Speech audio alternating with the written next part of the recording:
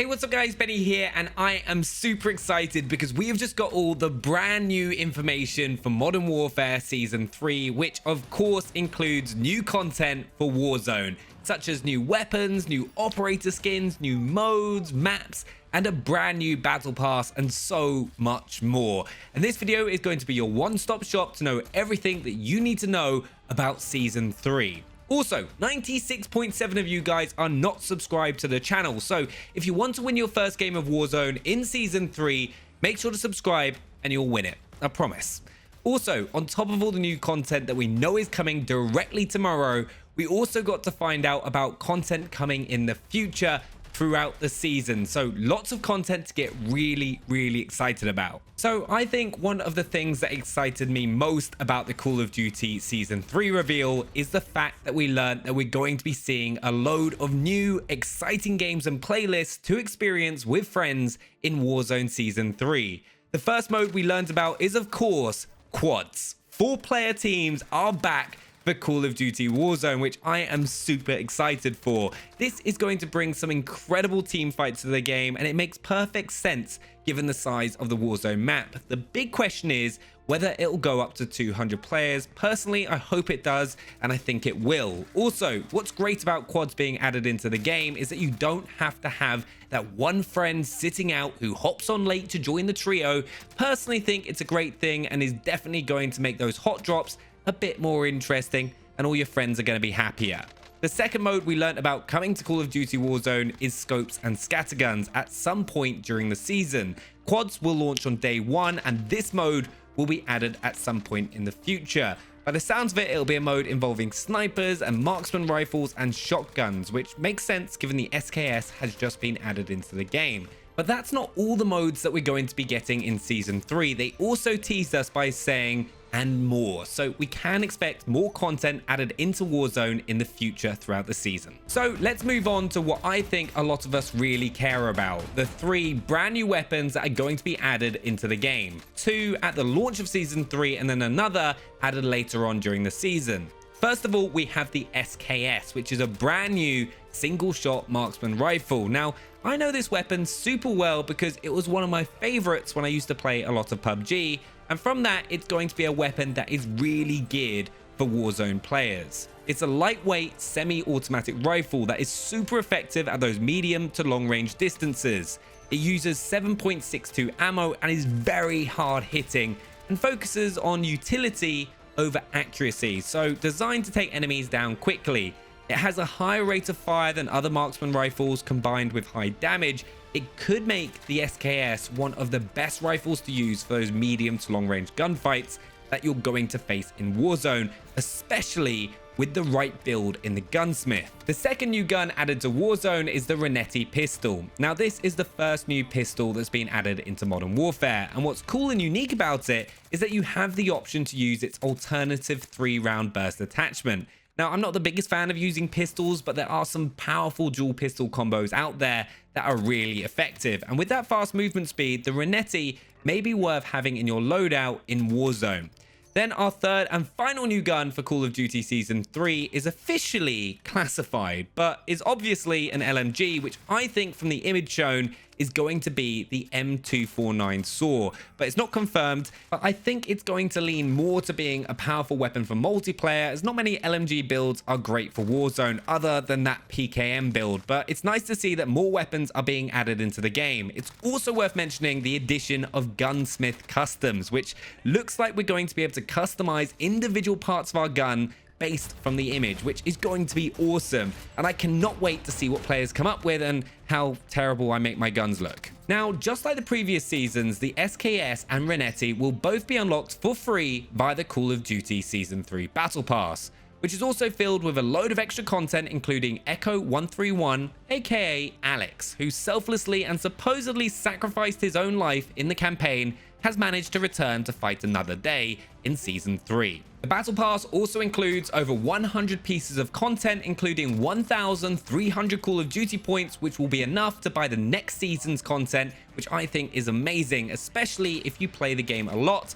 You then have a range of different legendary and epic operator skins. Personally, I'm hoping for some more ghillie suit options, which are incredible to use in Warzone.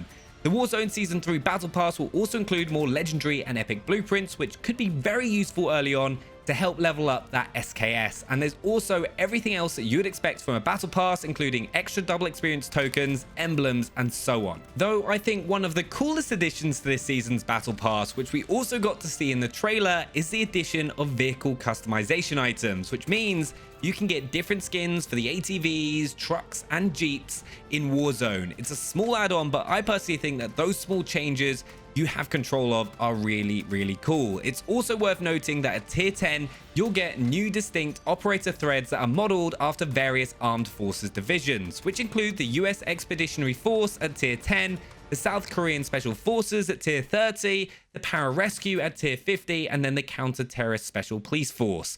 And these skins all look pretty badass, especially if you're trying to pull off the real military vibe. Next, we have something that I can't not mention for Modern Warfare, because I've got so many flashbacks to when I just used to play COD 4 for hours on end back in the day, but Season 3 sees 3 new maps added into the game, and it's also worth mentioning that if Activision decide to do free-to-play multiplayer weekends like they did last weekend, Warzone players may get the chance to play these for free in the future.